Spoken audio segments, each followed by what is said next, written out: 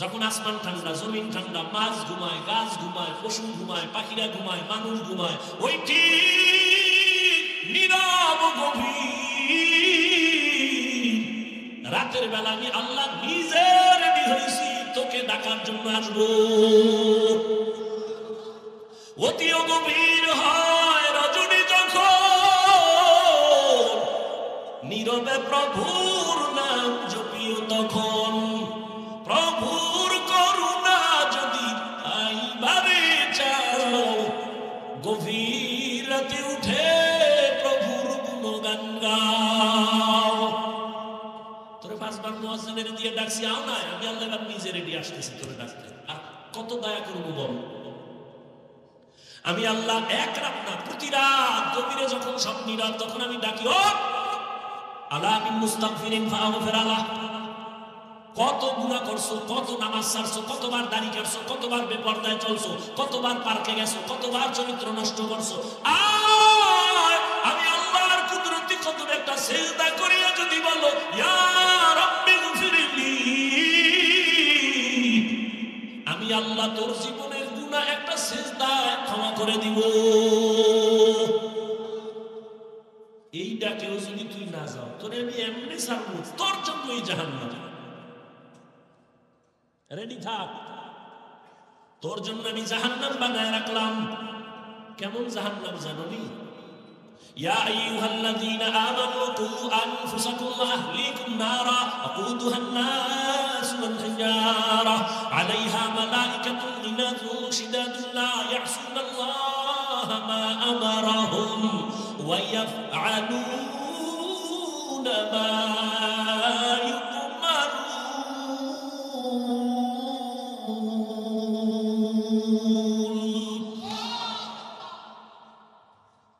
জাহান্নাম থেকে নিজেরে বাঁচা, আহালকে বাঁচা। কেন?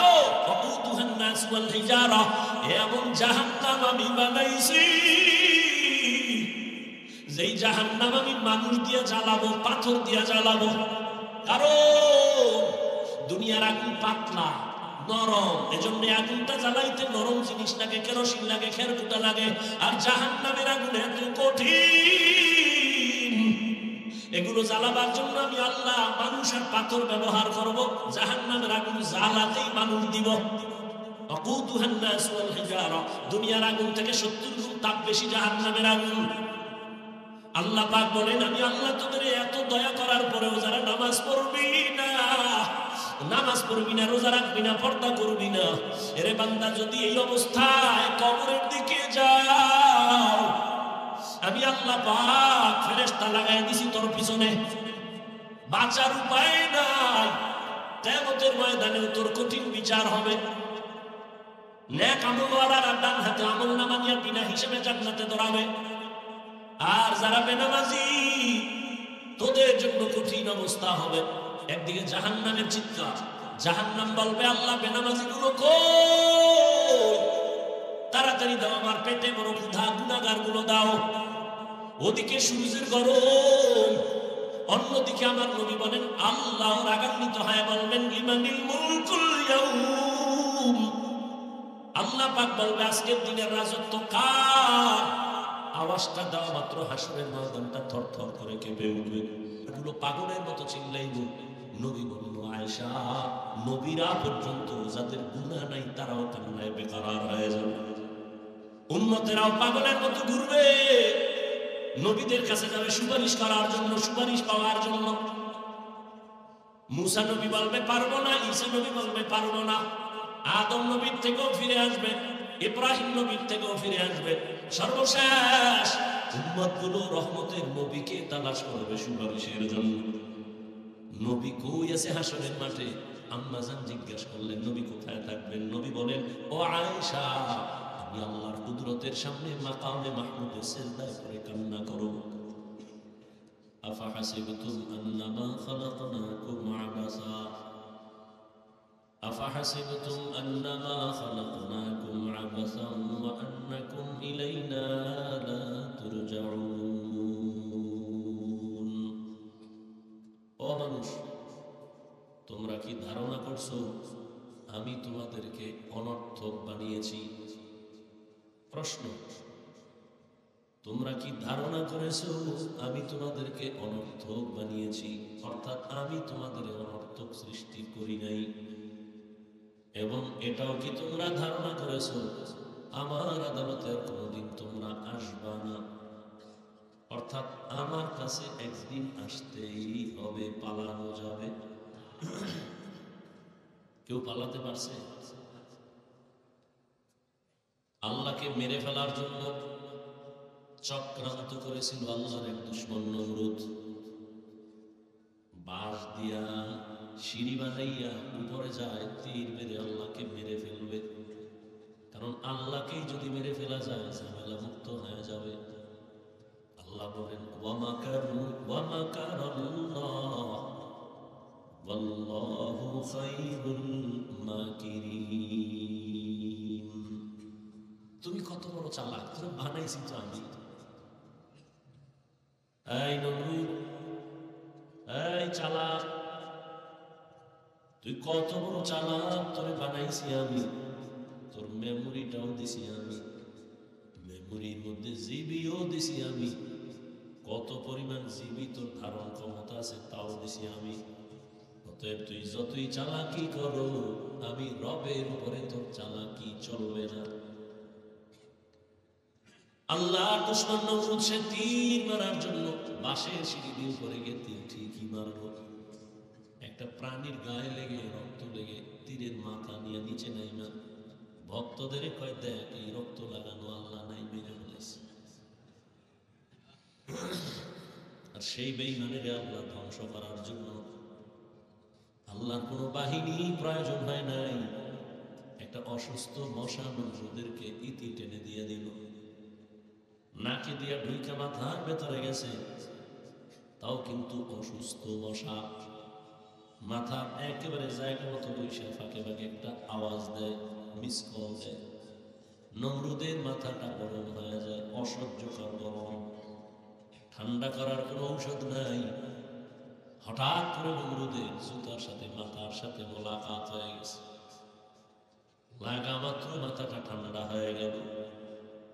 নমরুদ বলে, এতক্ষণ আমি এত ডাক্তার কবিরাজ দেখাইলাম, ঔষধ পাই না, জোতার ভিতরে যে আমার ঔষধটা তো আমার জানা নেই। কেমন চাল বাবা, জুতা দিয়ে যখন মাথার ভেতরে আঘাত করে মাথা ঠান্ডা, এই কপাল কি সবার হয়? আল্লাহ যারে দয়া করে দেয়। হঠাৎ মাথা গরম হয়, আবার জুতার বাড়ি, মাথা ঠান্ডা। এই মাথা ঠান্ডা করার জন্য এই কামটা কে করবে? নমরুদ বলে একটা কর্মচারী রাখ, বেতন দিয়ে, ওর কামই হলো ফাঁকে ফাঁকে জুতার বাড়ি মারবে। কর্মচারীরে বলে, এই কর্মচারী তোর কাজ কি জানো? তোর একটাই মাত্র কাজ, জুতার বাড়ি মারবি। ফাঁকে ফাঁকে জুতার বাড়ি মারে। নমরুদ কানে নাই কেকায় দিলে, শোন, তুই যত জোরে বাড়ি মারবি বেতন তত বাড়ায়। কর্মচারী কয়ে, স্যার কি কইছে আল্লাহ জানে, স্যার কইছে না হুজুর কইছে না জাহাপনা কইছে, এই সময়ের কথা। এইটারে যদি আপনারা ভুল ধরেন, এরকম বেয়াদব এই দেশে আছে, এরকম বেয়াদব আছে না, নিকৃষ্ট বেয়াদব। ও কইব এই সময় কি স্যার কইছে নি, এরকম বেয়াদব নাই। আলেমদের সাথে যারা বেয়াদবি করে এরা মরার আগেই মরে যায়, চাকার তলে মাথা ঢুকে যায়, টেরি পায় না কারণ কি। আল্লাহ হেদায়েত দান করেন। কর্মচারী কয়েকদিন বাইরে কয়, আমার খাওয়া ঘুম বাদ দিয়ে কি চাকরি আমি করব? তা কি করা যায়? আমার বদলে আরো একজন ডবল রাখতে হবে। আমি যখন ঘুমাবো, রেস্টে থাকবো, তখন আপনার জুতার বাড়ি চলবে না, কেন বন্ধ করা যাবে না? তো কি করা? তার একজন রাখেন। জুতা বন্ধ করা নাই, কাজের লোক আরো বানাও। একজন রেস্টে গেলে আর একজন, আর একজন রেস্টে গেলে আর একজন, জুতার বাড়ি বন্ধ করা যাবে না। বরকত বড় দামি।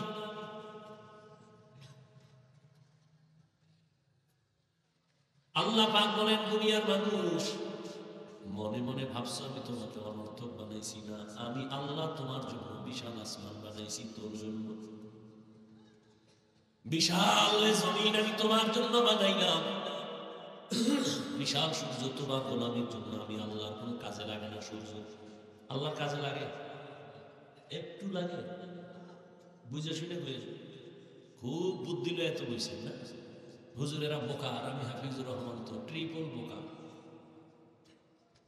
আমার তো এলেম আমল কিচ্ছুই নেই। তুমি তো বুদ্ধিমান যুবক বাবা, তোমার মতো শিক্ষিত বুদ্ধিওয়ালা কয়জন পাওয়া যাবে? এত বুদ্ধি নেই তুমি গুরু। একটা কুকুর সারাটা রাত মালিকের বাড়ি পাহারা দেয়নি? সত্য কথাটা স্বীকার করিয়েন। একটা কুকুর সারা রাত মালিকের বাড়ি পাহারা দেয়। মালিকের সাথে কুকুর কখনো বেয়াদবি করে না? করে? এত খেদমত কুকুর যে করে, বলেন কুকুরের বেতন কত? কয় টাকা বেতন? 3 বেলা খাও, টাইম মতো খানাও দেয় না। জুটা যা পায় তাই কুকুর এখানে হাড্ডি খায়। ভালো ব্যবহারও নাই, লাথি আর গালাগালি। এরপরে ওই কুকুর মালিকের বাড়ি ছেড়ে যায় না, মালিকের সাথে বেয়াদবি করে না। একটা কুকুর মালিকের বাড়ি সারা রাত পাহারা দেয়, বিনিময় মালিক তাকে কিছুই দেয় না। এরে আমার আদরের গোলাম, আমি তোর মালিক, আমার মালিক হইয়া তোরে কি না দিছি বল? বিশাল আসমান আমি তোর খেদমতের জন্য দিলাম, জমিন আমি তোর গোলামির জন্য দিলাম, চন্দ্র সূর্য তোর খেদমতে দিয়ে দিলাম। তোর জীবনে চলার জন্য বেশি প্রয়োজন একটা হলো পানি। আমি আল্লাহ পানিটা তোর ফ্রি করে দিলাম। 1 বোতল পানি দোকানে যখন কিনতে যাও, আধা লিটার পানি তোর থেকে 12, 13, 15 টাকা 20 টাকা নিয়ে নে। আমার দেওয়া পানি যত ব্যবহার করলি বল কয় টাকা বিল দিছ? আমি আল্লাহ তোমার প্রয়োজনের জন্য বিশেষ জরুরি, যেটা না হলে তুমি মরে যাবা, এটা অক্সিজেন। হসপিটালে যাও, তোমার অক্সিজেনের সমস্যা, নাকে পাইপ লেগে অক্সিজেন নিছো, 4-5 ঘন্টার বিল অনেক। আমি আল্লাহর দেওয়া অক্সিজেন ফ্রি ভাবে ব্যবহার করলি বল কয় টাকা বিল দিছ?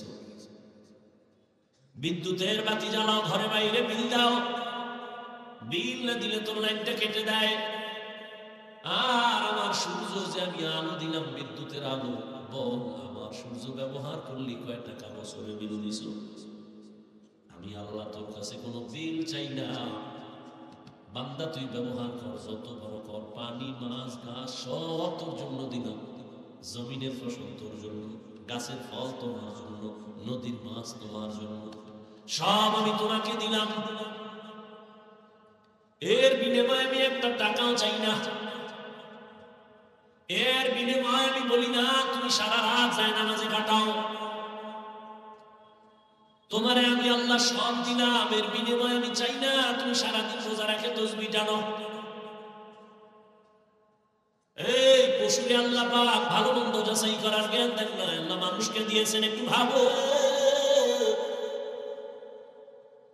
পশু কখনো ভাববে না মালিক আমার কি করলো না করলো। মানুষ আমি তোমাকে সুন্দর আকল দিলাম, ভাবার জন্য একটু ভাবো।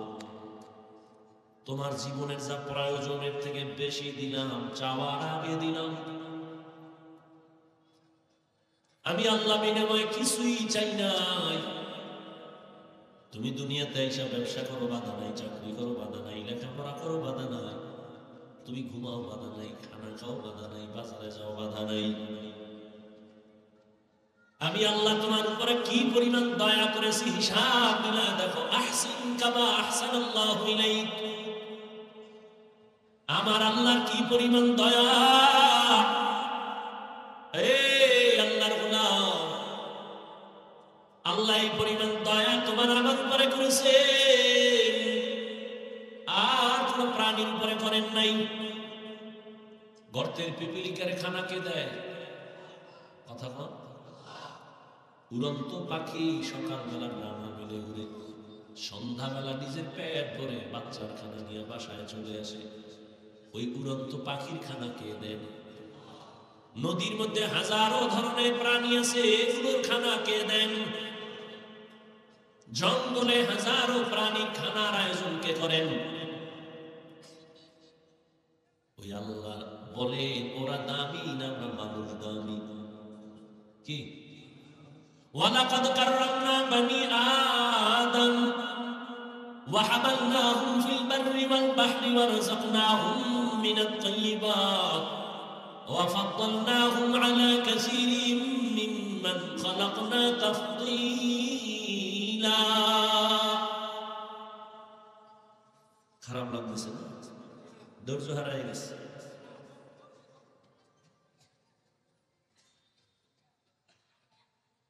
আল্লাহ বলেন আমি বনি আদমকে সৃষ্টির শ্রেষ্ঠ মর্যাদা দিলাম, জমিনে পানির মধ্যে চলার মতো আমি সুন্দর ব্যবস্থাপনা করলাম। আমি আল্লাহ এই আদম সন্তানের জন্য পিওর হালাল খানার আয়োজন করেছি। পিপিলিকার খানাও দেই, জঙ্গলের প্রাণীর খানা আমি আল্লাহ দেই, নদীর প্রাণীর খানা দেই, উড়ন্ত পাখির খানা দেই। কিন্তু মানুষের খানা বেশি পিওর, বেশি হালাল, বেশি মজাদার। ও বান্দা, তুমি ভাত খাইবা, তোমার চাল আমি কাভার করে দিলাম যেন ময়লা গিয়ে আটকায় না যায়, সমস্যা না হয়। তুমি রুটি খাইবা, গমগুলো আমি আটকায় দিলাম কাভারে। আম খাইবা, লিচু খাইবা, তরমুজ খাইবা, সব কাভার করে দিলাম। কাঁঠাল খাও, কাভার করে দিলাম। কলা খাও, কাভার করে দিলাম। দুনিয়াতে তোমাদের খানার মতো পিওর খানা কারো জন্য দেই নাই। কিন্তু তুমি কত বড় নিমখারা, কত বড় নির্লজ্জ! আল্লাহর দাম পিওর খানাটারে তুমি মেডিসিন মাইরা এটাকে তুমি শরীরের জন্য বিষ বানায় দিছো। তুমি কত বড় খারাপ! আল্লাহর দেওয়া পিওর খানাটা তোমার শরীরের জন্য ঔষধ, তুমি এটাকে ভেজাল ঢুকায় দিছো। এখন সবাই খাইতে ভয় পায়। তুমি কত বড় খারাপ! আমি গাছে আম দিছি, 1 মাস অপেক্ষা কর, পাকায় তুমি খাবি, শরীরটা ভিটামিনে ভরপুর হয়ে যাবে। কিন্তু একদম নিমখানা কুকুরের মতো জিহ্বা বের হয়ে গেছে, 1 মাস অপেক্ষা করা যাবে না। গাছের ভিতরে মেডিসিন মারো। নিমখানা বড় খারাপ মানুষ। আল্লাহ তাআলা বলেন, এর গোলাম তাকায় দেন, আমি যদি পিপিলিকারে খানা দেই, গর্তের প্রাণীরে খানা দেই, মাছেরে দেই, জঙ্গলের প্রাণীরে দেই, তোরা আমার কাছে বড় আদরে, তোদের খানা কেন আমি দিব না? আমি আল্লাহ তো তোদের জন্য পিওর খানা দিছি, এত পেরেশান হয়ে গেলি কেন? আমি তো বনি ইসরাইলদেরকে আসমান থেকে খানা পাঠায় দিতাম, আর তোরা তো আমার আদরের নবীর উম্মত। কেমন নবীর উম্মত জানোনি? এই আমি মোনাজাত দিয়ে দেবো, কিন্তু কষ্ট করে আসছি, যদি মূল্য না বুঝেন আমার তো ঠেকা নেই এখানে বয়ান করা। আমি শুরুতেই বলছি আপনারা অনেক জ্ঞানী, তো আমি তো বোকা, খুব আপনাদের জ্ঞান নেই। হুজুরকে ভুল ধরেন কেন? আমাদের থেকে আপনাদের জ্ঞান অনেক বেশি। এই জন্য দেখেন না, বারবার বেয়াদবি নিয়েন না, বারবার মাপ চাই। কতটা ছোট হয়ে আপনার বয়ান করতেছেন, ফাঁকে ফাঁকে মাপ চাই, বেয়াদবি ক্ষমা করেন। এরপরও যদি আপনার ভালো না লাগে, আমি ছেড়ে চলে যাই। চালাকি করেন কেন? ভালো লাগে না, আসছেন কেন? কেউ জোর করে আনছে আপনাকে? আল্লাহ নিয়ে আসছেন, কপাল পুড়েন না। কপাল যদি পুড়ে যায়, তুমি হাফিজুর রহমান কেন আর মক্কা মদিনার ইমাম কেন? স্বয়ং রসুল বয়ান দিলেও ওই বেঈমানের কপাল খুলে না।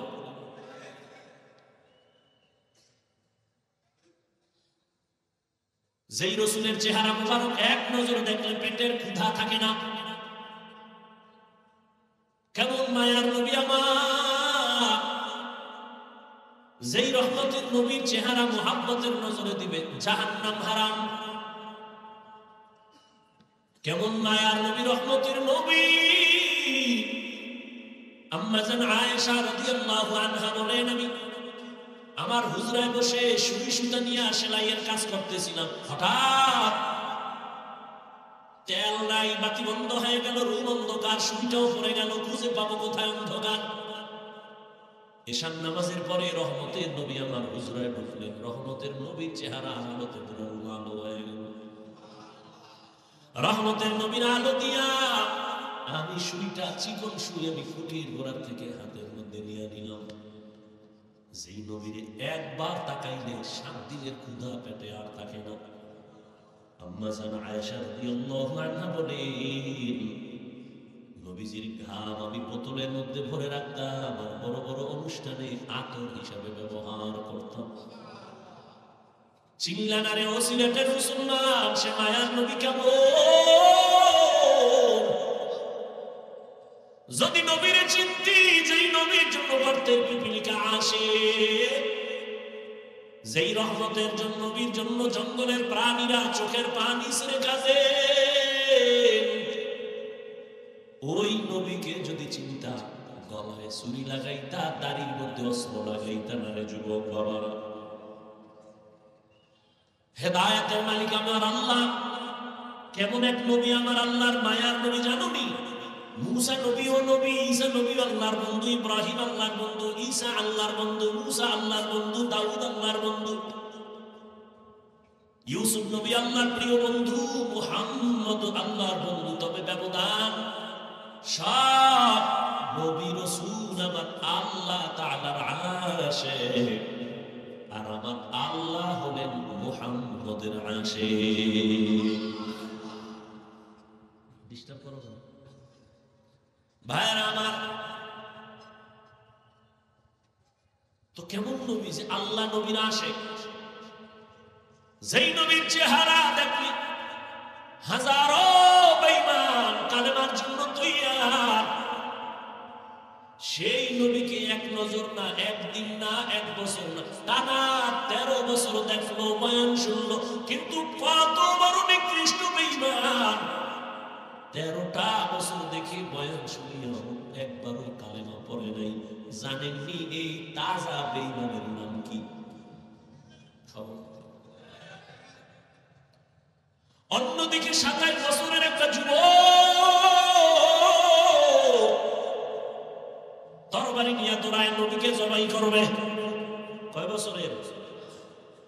27 বছরের যুবক রহমতের নবীকে জবাই করার জন্য দৌড়ায়। রহমতের নবীকে এক নজর দেখা তরবারি ফালায় বলে, নবী মাফ করে দেয় আর আমাকে কালেমা পড়ায় মুসলমান বানায় দেন। ইমামুল আউয়ালিন আল আখিরিন বহরে সাদকা রাহমাতান লিল আলামিন সাইয়্যিদুল কাউনাইন খাতমুল মুরসালিন আখিরাত বুদ ফখরুল আউয়ালিন। এর নাম কপাল। যেই নবীরে একবার দেখার জন্য গর্তের সাপ পাগল, জঙ্গলের প্রাণী পাগল, সে নবীকে 13 বছর দেখিয়া বয়ান শুনেও কালেমা পড়ে না, কত বড় নিকৃষ্ট বেঈমান। আর 27 বছরের যুবক নবীজিকে তরবারি নিয়ে মারার জন্য সে কালেমা পড়ে। এর নাম কফাল, এর নাম কফাল। এ যুবক, বহু যুবক আসতে চেয়েছিল আজকে ওয়াজে, কপাল নাই, আসতে পারেনি। আর একদল কপাল পরা এসেছে ঠিক, কিন্তু বেহেশতের প্যান্ডেলে ঢুকতে পারেনি। কফাল কফাল, মনে রাখিস কথাগুলো, তামাশা মনে করিস না। প্যান্ডেলে ঢুকতে পারে না, বাসা থেকে বলে আসছে হাফিজুর রহমান সহ অনেক আলেম আসবে, ওই মাধবপুরে বয়ানে যাই, কপাল বড় খারাপ, এই বেহেশতের প্যান্ডেলে বসতে পারে নাই। এরা কোথায়? মহিলা প্যান্ডেল তাওয়াফ করে আর মার্কেটে ঘুরে আর তাজা তাজা কবিরা গুনাহ করে আড্ডা করে। কফার কফার। আর একদল এই প্যান্ডেলে ঢুকছে, কিন্তু তাদের জন্য বড় দুঃখ, বেহেশতের প্যান্ডেলে ঢুকিয়াও তাদের কপাল এখনো ভালো না। গজবের মোবাইল সামনে নিয়ে তার কলবের দরজাগুলো বন্ধ করে রাখছে। এই যুবক, হাসিস না, আমি হাসির কথা বলি নাই, লজ্জা থাকলে কান্না করার কথা। আমি তামাশা করতে আসি নাই রে বাবা, আমি তোর পায়ে ধরার জন্য আসছি, জানো? তুই বল, এই হাফিজ ভাই নিচে নেমে পাও ধর, যদি পায়ে হাত দিয়ে ধরো আর নামাজ ছাড়বো না, বল। আমি এখন নিচে নেমে আসবো তোর পায়ে ধরার জন্য। তামাশা করতে আসি নাই, আমি একটা কথাও হাসির জন্য বলি না রে বাবা, তোমার কল্যাণের জন্য বলি। তুমি তামাশা কইরা চলে যাবা, তোমার দিন চলবে, রাত চলবে, আমার ওইভাবে চলতে থাকবে। তবে কপাল বড় খারাপ তোমার। বড় খারাপ। 24টা ঘন্টাই তো মোবাইল নিয়ে বড়, সারা রাত দরওয়াজা জানালা বন্ধ করে মোবাইল মোবাইল গুনাহ গুনাহ কবিরা গুনাহ দেখতে দেখতে চেহারাটা নষ্ট করে ফেলেছে। চেহারার মধ্যে কোনো নূর নাই, কোনো উজ্জ্বলতা নাই, দেখলে কোনো মায়া লাগে না।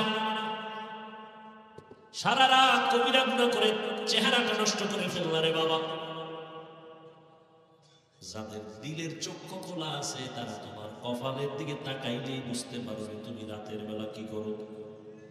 যে কলমের চোখ আছে, আল্লাহ হেদায়েত দান। তুমি মনে করতেছো আমি তামাশা করতেছি না, বেটা তোর জীবনটা ধ্বংস হয়ে যাইতেছে আর তুই মনে করেন তামাশা করি। মোবাইল নিয়ে তোর চোখের পাওয়ার যাইতেছে, কিডনি ড্যামেজ হচ্ছে, হার্ট দুর্বল হচ্ছে, মেধা শেষ, যৌবন শেষ, জীবন শেষ, লেখাপড়া শেষ, মা বাবার বরদোয়া, শিক্ষকের বরদোয়া, আলেমের বরদোয়া, শুধুই মোবাইল মোবাইল মোবাইল মোবাইল করে তোর জীবন শেষ হইতেছে। তুই তামাশা মনে করতেছ? তুমি মনে করতেছ আমি তামাশা করি? এই মোবাইলের কারণে মায়ের সাথে বেয়াদবি করেছো, বাবার সাথে বেয়াদবি করেছো, শিক্ষকের সাথে বেয়াদবি করেছো। এই মোবাইলকে ঠিক রাখতে গিয়ে মায়ের টাকা চুরি করেছো, বাবার টাকা চুরি করেছো, বন্ধুর টাকা চুরি করেছো, আরো কত কিছু করেছো। এই মোবাইল তোর কিডনি দুর্বল, হার্ট দুর্বল, চেহারা নষ্ট, চোখের পাওয়ার নাই, যৌবন নাই, জীবন নাই, লেখাপড়া নাই, চরিত্র নাই। তুই এখন যদি আল্লাহ না করুন মরে যাও, তোর মা যদিও কান্না করবে তবে মনে মনে খুশি হবে। একটা বেয়াদব চরিত্রহীন বিপদ এইটা গেল, কারণ ওর চরিত্রের কারণে আমি মা বহু জায়গায় লজ্জা পাইছি। তাহলে 30 বছরে কামাই করলি বরদোয়া, আল্লাহ হেদায়েত দান। অথচ নিজেরে ভালো তো অনেক বড় বুজুর্গ, হুজুর্গ থেকে অনেক ভালো মনে মান, ভালো ভালো ভাগ নিয়ে চলো। এরে আমার যুব,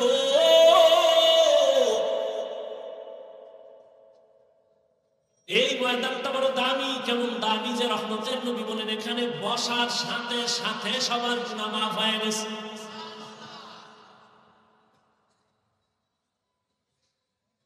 আল্লাহ পাক রব্বুল আলামিন বলেন এরে গোলাম, দুনিয়াতে তোর একটা কাজের জন্য পাঠাইছি, 2 কাজ নাই তোর জীবনে, কাজ একটা, ইবাদত। এবার তুই চিন্তা করবি তোর খানার দরকার, ঘুমের দরকার, কি লাগবে, সব ব্যবস্থা আগে করছি, তারপরে তোকে বানাইছি, কোনো পেরেশানি নেই। তোর খানা লাগবে, আয়োজন করে দিছি। এ বান্দা তোর ঘুমের প্রয়োজন, তোর বালিশ লাগবে, আমি তুলার গাছ বানাই দিছি, সব আয়োজন করে তোরে পাঠাইছি। এখন তোর কাজ একটা, ইবাদত করলে যদি করতে পারো বিনিময় পাবি বিনা হিসাবে জান্নাত।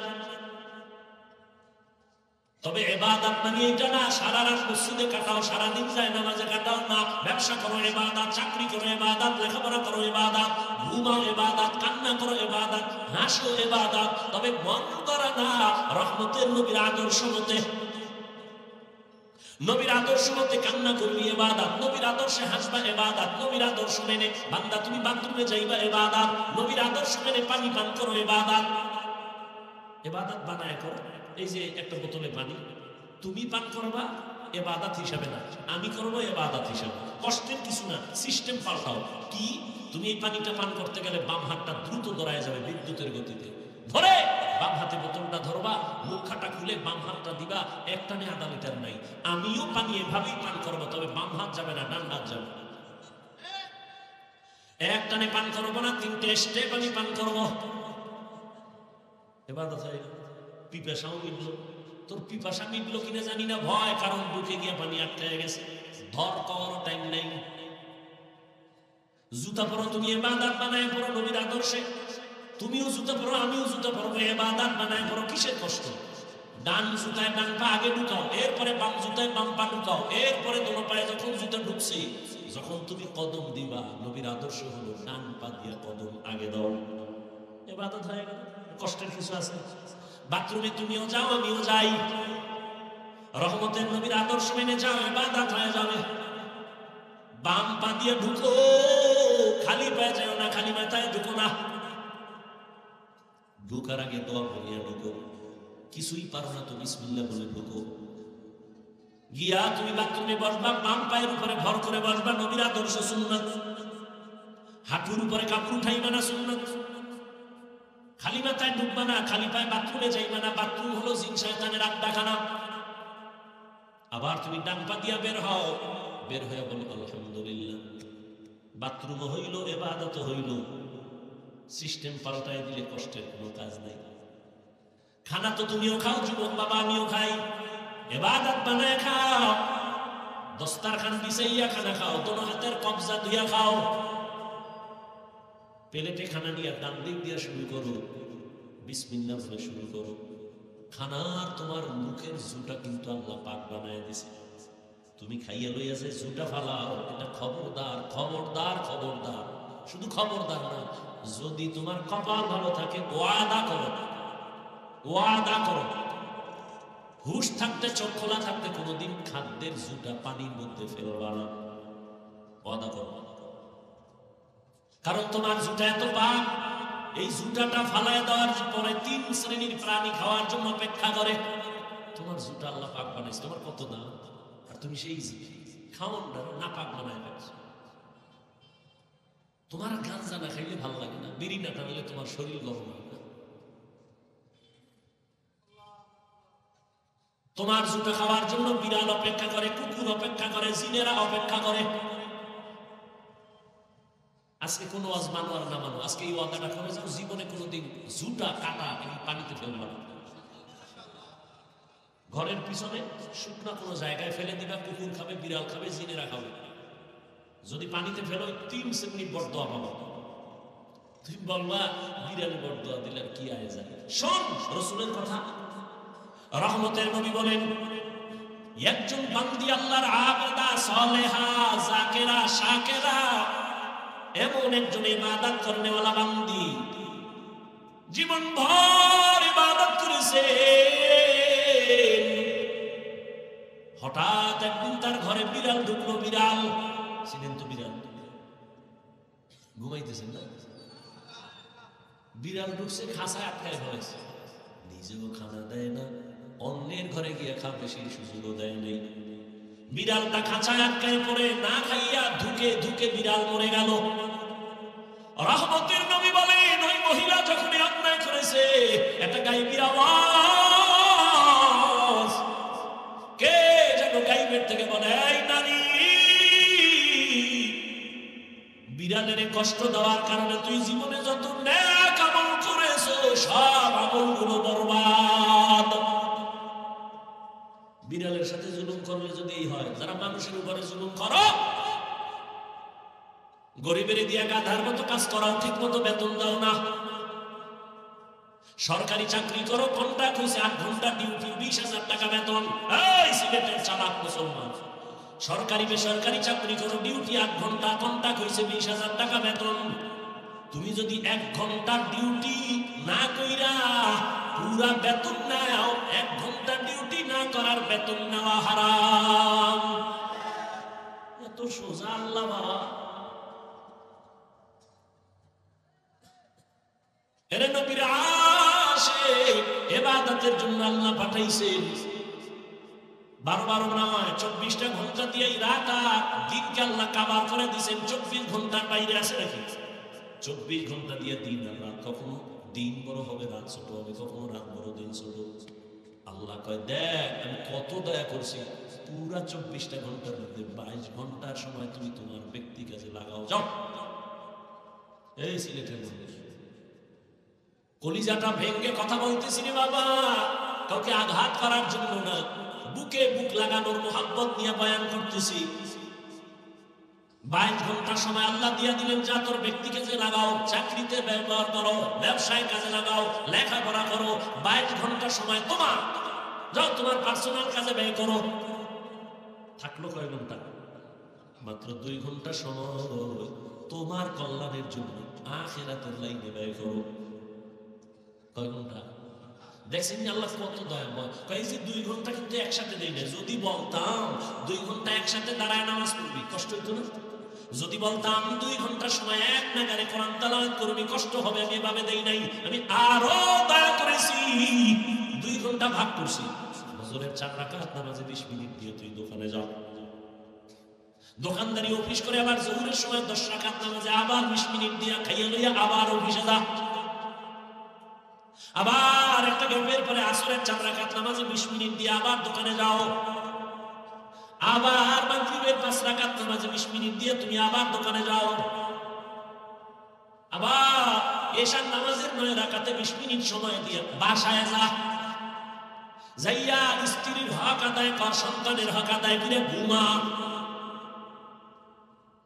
এই স্ত্রীর হক আদায়ের চিন্তা নাই, সন্তানের চিন্তা নাই, সারা রাত মোবাইলের হক আদায় করে কবিরান না করে।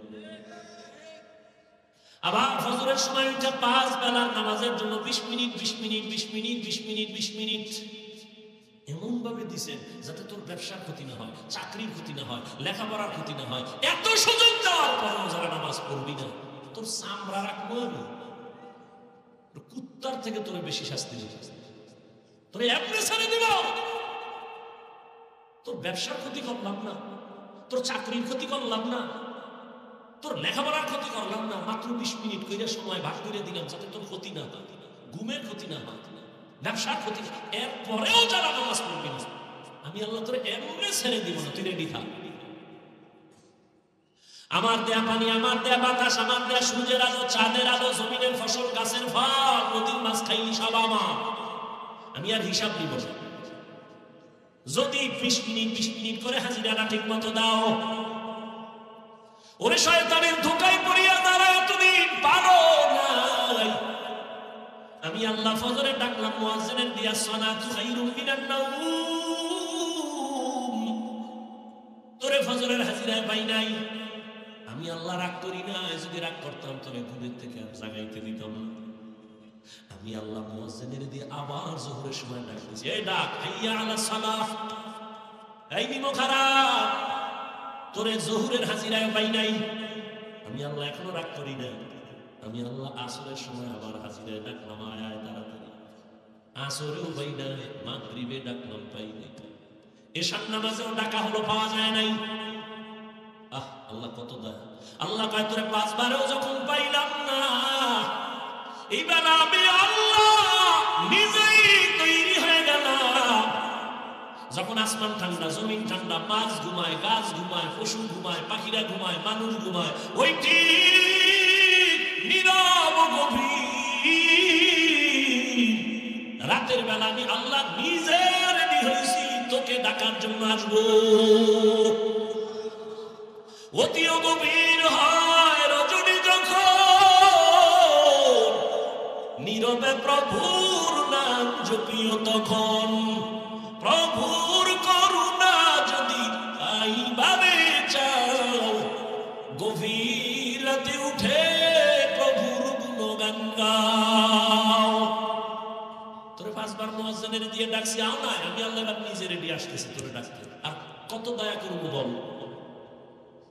আমি আল্লাহ এক রাত না, প্রতি রাত গভীরে যখন সব নীরব, তখন আমি ডাকি, ও আলা মিন মুস্তাগফিরিন ফাগফির আলাহ। কত গুনাহ করছো, কত নামাজ ছাড়ছো, কতবার দাড়ি কাটছো, কতবার বেপরদায় চলছো, কতবার পার্কে গেছো, কতবার চরিত্র নষ্ট করছো। আর আমি আল্লাহর কুদরতি কদমে একটা সিজদা করিয়া যদি বলো, ইয়া রাব্বি গফিরলি, আমি আল্লাহ তোর জীবনের গুনাহ একটা সিজদায় ক্ষমা করে দিব। এই ডাকেও যদি তুই না যাও, তোরে আমি এমনি ছাড়বো, তোর জন্যই জাহান্নাম। রেডি থাক, তোর জন্য আমি জাহান্নাম বানায় রাখলাম।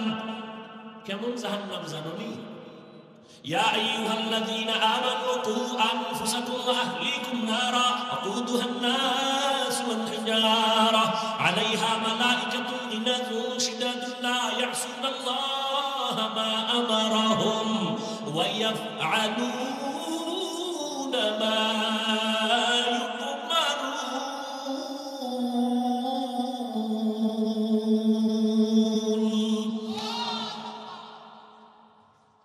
জাহান্নাম থেকে নিজের বাঁচা, আহালকে বাঁচা। কেন? ওয়াকুদুহান নাস ওয়াল হিজারা, এমন জাহান্নাম আমি বানাইছি যেই জাহান্নাম আমি মানুষ দিয়ে জ্বালাবো, পাথর দিয়ে জ্বালাবো। কারণ দুনিয়ার আগুন পাতলা নরম, এজন্য আগুনটা জ্বালাইতে নরম জিনিস লাগে, কেরোসিন লাগে, খেরকুটা লাগে।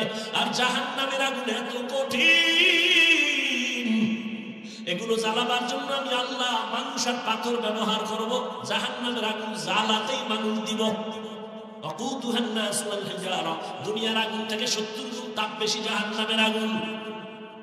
আল্লাহ পাক বলেন, আমি আল্লাহ তোদের এত দয়া করার পরেও যারা নামাজ পড়বি না, নামাজ পড়বি না, রোজা রাখবি না, পর্দা করবি না, এরে বান্দা যদি এই অবস্থায় কবরের দিকে যাও, আমি আল্লাহ পাক ফেরেশতা লাগাই দিছি তোর পিছনে, বাঁচার উপায় নাই। কিয়ামতের ময়দানেও তোর কঠিন বিচার হবে। নেক আমলওয়ালারা ডান হাতে আমলনামা নিয়ে বিনা হিসাবে জান্নাতে দৌড়াবে, আর যারা বেনামাজি তোদের জন্য কঠিন অবস্থা হবে। একদিকে জাহান্নামের চিৎকার, জাহান্নাম বলবে আল্লাহ বেনামাজি গুলো কই, তাড়াতাড়ি দাও, আমার পেটে বড় ক্ষুধা, গুনাহগার গুলো দাও। ওদিকে সূর্যের গরম, অন্যদিকে আমার নবী বলেন আল্লাহ রাগান্বিত হয়ে বলবেন লিমানিল মুলকুল ইয়াউম, আল্লাহ পাক বলবে আজকের দিনের রাজত্ব কার। আওয়াজটা দেওয়া মাত্র হাসরের ময়দানটা থরথর করে কেঁপে উঠবে। এগুলো পাগলের মতো চিল্লাইল। নবী বলল আয়েশা, নবীরা পর্যন্ত যাদের গুনাহ নাই তারাও কান্নায় বেকারার হয়ে যাবে, উম্মতেরাও পাগলের মতো ঘুরবে, নবীদের কাছে যাবে সুপারিশ করার জন্য, সুপারিশ পাওয়ার জন্য। মুসা নবী বলবে পারবো না, ঈসা নবী বলবে পারবো না, আদম নবীর থেকেও ফিরে আসবে, ইব্রাহিম নবীর থেকেও ফিরে আসবে। সর্বশেষ উম্মতগুলো রহমতের নবীকে তালাশ করবে সুপারিশের জন্য। নবী কই আছে হাসরের মাঠে? আম্মা জান জিজ্ঞাসা করলেন নবী কোথায় থাকবেন? নবী বলেন ও আয়েশা, আমি আল্লাহর কুদরতের সামনে মাকামে মাহমুদে সিজদা করে কান্না করব। মুসা নবী কাঁদবেন নিজের জন্য, ঈসা নবী কান্না করবেন নিজের জন্য, ইব্রাহিম নবী কাঁদবেন নিজের জন্য, আর আমি মুহাম্মদ যতবার কান্না করব একবারও বলবো না আল্লাহ আমার আমার আমার আমার নিজের জন্য কিছুই বলবো না, আমি বারবার বলবো আমার উম্মতের বাঁচাও, আমার উম্মত যেন জাহান্নামে না যায়। আল্লাহ নবীর কান্না দেখে বলবেন নবী কাঁদবেন না, আপনি ধরে ধরে আপনার উম্মত গুলো জান্নাতের দিকে নিয়ে যান। আম্মা জান আয়েশা কয় তখন কি করবে? আমি ধরে ধরে আমার উম্মত গুলো বাইসা জান্নাতের দিকে নিয়ে হাউজে কাউসারের সামনে দাঁড় করাবো। আম্মা জান আয়েশা বলেন ইয়া রাসূলুল্লাহ, আপনি চিনবেন কি করে কোটি কোটি কোটি মানুষ মুসা নবীর উম্মত, ঈসা নবীর উম্মত, এখানে অনেক উম্মত, আপনার উম্মত চিনবেন কি করে? রহমতের নবী বলেন ও আয়েশা, যারা 5 বেলার নামাজ পড়েছে ওযু বানাইয়া, কিয়ামতের ময়দানে ওযুর জায়গাগুলো নূরের আলোতে চমকাইতে থাকবে। আমি দেখে দেখে হাউজে কাউসারের কিনারায় লাইনে দাঁড় করায় আমি নবী নিজ হাতে পেয়ালা ভরে কাউসারের পানি দিব, উম্মত পান করবে আর জান্নাতের দিকে আগাইতে থাকবে।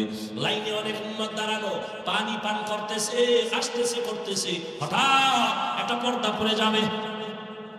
ও ফেরেশতা, আমার উম্মত কি শেষ? না, তো পর্দা দিলা কেন? পর্দার বাইরের উম্মত সব ভেজাল, এরা আপনার উম্মত দাবি করছে, নামাজ পড়ে নাই, পর্দা করে নাই, হালাল মতো চলে না, আপনার সুন্নাত জবাই করেছে।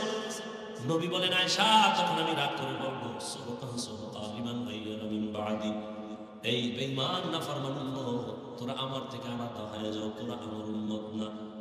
আল্লাহ পাক কুদরতের আওয়াজ দিবেন ও ফেরেশতারা, এই বেনামাজি গুনাহগার গুলোরে জাহান্নামের হ্যান্ডকাপ লাগায়া দাও।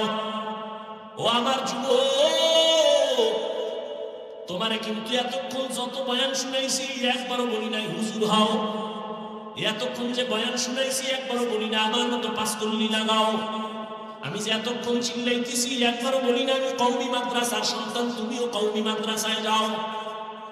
আমি একবারও বলি না তাবলীগের আমি বন্ধু, তুমিও তাবলীগে যাও, না হয় জাহান্নামে যাইবা। আমিও পীরের মুরিদ, তুমিও পীরের কাছে যাও, না হয় জাহান্নামে যাইবা। একবারও বলি নাই। শেষ কথাটা মনে রাখিও, আমি তোমাকে যেটা বলবো, ও যুবক বাবা, তুমি স্কুলে পড়ো, কলেজে পড়ো, চাকরি করো, ব্যবসা করো, তুমি ডাক্তার হও, ইঞ্জিনিয়ার হও, প্রফেসর হও, তুমি ব্যবসায়ী হও, চাকরিজীবী হও, তবে আমার জীবনের একটাই দাবি, তোমার কাছে বেয়াদব হইবা না। তোমার ব্যবহারে কোনোদিন যেন মা বাবা কষ্ট না পায়, কষ্ট পাওয়াই বদ্ধ। তোমার ব্যবহারে কোনোদিন যেন আচরণে শিক্ষক কষ্ট না পায়, কষ্ট পাওয়াটাই বড়দোয়া। তোমার আচরণে কোনোদিন যেন উলামায়ে কেরাম কষ্ট না পায়। মা বাবার বড়দোয়া কপালে লাগলে তুই শেষ, শিক্ষকের বড়দোয়া লাগলে তোর লেখাপড়া শেষ, উলামায়ে কেরামের বড়দোয়া লাগলে তোর চরিত্র শেষ। ও যুবক, আদর্শবান ডাক্তার হইও, ইঞ্জিনিয়ার হইও, আদর্শবান প্রফেসর হও, আদর্শবান ডাক্তার হও, আদর্শবান ব্যবসায়ী হও। এবার একটু তাকাইয়ে দেখো গভীরভাবে, তোমার মতো যুবক জীবনে মাদ্রাসায় পড়ে নাই, জেনারেল লাইনে আছে, স্কুল কলেজে আছে, 5 বেলার নামাজ পড়ে, দাড়িওয়ালা, সত্য কথার সাক্ষী দাও আসেনি। আর ওয়াজ লাগবে না, ওয়াজ শেষ।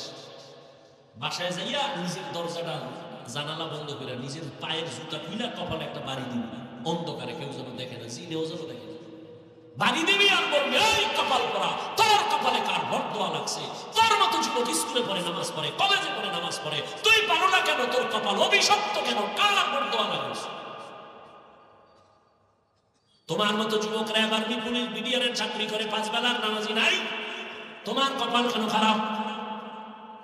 তোমার মতো যুবক ডাক্তার, প্রফেসর, ইঞ্জিনিয়ার 5 বেলার নামাজ পড়ে, ওসি বিসিএসপি 5 বেলার নামাজ পড়ে, কৃষি কাজ করে নামাজ ছাড়ে না, রাস্তায় গাড়ি চালায় নামাজ ছাড়ে না। তোমার মতো জেনারেল লাইনের সন্তান নদীর মধ্যে মাছ ধরে নামাজ ছাড়ে না। যাও আরেকটু যাও, ঢাকা কলেজে যাও, জাহাঙ্গীরনগরে যাও, সিলেট কলেজে যাও, গিয়া দেখো তোমার মতো যুবক মাথায় পাগড়ি, বড় দাড়ি, বড় জামা, মনে হয় মসজিদের বড় খতিব। ও ভাই তুমি কোন জায়গার খতিব? বলে আস্তাগফিরুল্লাহ, আমি আরবি পারি না। তো এই হালাত কেন, কি করো? বলে আমি ঢাকা কলেজে পড়ি। তাহলে তোমার মাথায় পাগড়ি কেন, দাড়ি কেন, এই রং লাগাইছো কেন? যুবক আনন্দে বলে আল্লাহর শুকর, আমার মা বাবার দোয়া, আর এই জমিনে আল্লাহর খাঁটি ওলি উলামায়ে কেরামের নেক নজর লাগাইছি। আমি কলেজে ক্লাস করি, ফাকরি খুলি না। আমি কলেজে ক্লাস করি, দাড়ি কাটি না। আমি কলেজে ক্লাস করি, নামাজ ছাড়ি না। তুমি কেন পারো না? তোমার কপালে কার বরদোয়া লাগছে? এখনো সময় আছে, তওবা করো। ও পর্দার আড়ালের আম্মা জানেরা, বোনেরা, আল্লাহ আপনাদের সন্তান দান করেছে, সন্তানটাকে আদর্শ ডাক্তার বানাবেন, বাধা নাই। ইঞ্জিনিয়ার বানাবেন, বাধা নাই। তবে বেয়াদব বানাবেন না। আর সন্তানটাকে ভালো বানাবার ক্ষেত্রে আপনাকে আদর্শওয়ালা হতে হবে, কারণ গাছ ভালো হলেই ফল ভালো হবে। এরে আম্মা যান, আজকে স্টেজের মধ্যে কয়জন? 10টা ছেলের বোঝায় পাগড়ি দেওয়া হলো, এরা কোরআনের হাফেজ। এরে আম্মা যান, এই হাফেজ কোরআনের মা বাবার মতো আজকে আনন্দে আর কে আছে? আপনাদের কি মনে চায় না একটা ভালো সন্তানের মা বাবা হয়ে যাবেন? এই কারণেই তো আপনাদের অনেক দাম, মায়ের কারণে সন্তান ভালো হয়। আম্মা যান, আপনাদের এই জন্য এত দাম। আপনারা সাহাবায়ে কেরামের মায়ের মতো দামি, নবীদের মায়ের মতো দামি। আপনাদের এত মান, আপনারা ইসমাইল নবীর মা হাজরা আলাইহিস সালামের মতো দামি নারী, ঈসা নবীর মা মারিয়াম আলাইহিস সালামের মতো দামি নারী। বেঈমান ফেরাউনের স্ত্রীর নাম কি? আসিয়া। এত বড় বেঈমানের ঘরে থাইকাও আমার আল্লাহকে ভুলে নাই। রহমতের নবী বলেন, কিয়ামতের দিন আসিয়ার সাথে আমি মুহাম্মদের বিবাহ হবে। এরে আম্মা যান, এত বড় বেঈমান ফেরাউনের টাকা পয়সা সব লাথি মেরে ফালায়া দিয়ে আসিয়া আমার আল্লাহকে আপন করে নিলেন। আপনারা তো কেন পারবেন না? এই অঞ্চলে কি আপনার মতো মা নাই? পর্দা করে নামাজ পড়ে, স্বামীর মাল হেফাজত করে, মোবাইলে সময় নষ্ট করে না, এবং নারী নাই? এরে আম্মা যান, আপনারা কেন পারবেন না? এখনো সময় আছে, তওবা করেন, স্বামীর মাল হেফাজত করেন, স্বামীর জন্য দোয়া করেন, হারাম কামাই যেন ঘরে না আসে। সন্তানটাকে আদর্শওয়ালা বানায় দেন। 5 বেলার নামাজ পড়েন, পর্দা করেন, মোবাইলে সময় নষ্ট করবেন না, পেছনের গুনাহ থেকে তওবা করেন। বাবাজিরাও তওবা করেন। আপনার মতো কত বুড়ারা মসজিদে গিয়ে নামাজ পড়ে, আপনি কেন পারবেন না? যুবক বাবারাও তওবা করো। জীবনে শয়তানের ধোকায় কম নামাজ ছাড়ো নাই, কম দাড়ি কাটো নাই, বেপরদায় কম চলো নাই। এখন থেকে তওবা করো, মনে মনে আমার আল্লাহকে বলো। যদি ওমরের মতো কপাল নিয়ে বসো, আল্লাহকে গোপনে বলো, হে আল্লাহ, জীবনে কম নামাজ ছাড়ি না, আজকে থেকে তওবা করলাম, নামাজ ছাড়বো না, দাড়ি কাটবো না, বেপরদায় চলবো না, মা বাবার সাথে বেয়াদবি করবো না, শিক্ষকের দোয়া নিয়ে, উলামায়ে কেরামের পরামর্শ নিয়ে নবীজির তরিকার মতো চলবো। তওবা করার মতো যদি অন্তর তৈরি হয়, মুনাফিকি যদি না থাকে, খাঁটি তওবার যাদের নিয়ত আছে, দুটো হাত আমার আল্লাহকে দেখায়া দাও। আয় আল্লাহ, হাতগুলো কবুল করে নেন, তওবা কবুল করে নেন, তওবার উপরে মজবুত হইয়া চলার তৌফিক দান করেন। আমিন। আলহামদুলিল্লাহি রাব্বিল আলামিন, ওয়াস সালাতু ওয়াস সালামু আলা সাইয়্যিদিল আমবিয়া ওয়াল মুরসালিন ওয়া আলা আলিহি ওয়া আসহাবিহি আজমাইন। ইয়া আরহামার রাহিমিন, ইয়া আরহামার রাহিমিন, ইয়া আরহামার রাহিমিন। ارحمهما كما ربياني صغيرا اللهم إنك عفو كريم تحب العفو فاعف عنا اللهم إنا نسألك رضاك والجنة ونعوذ بك من سخطك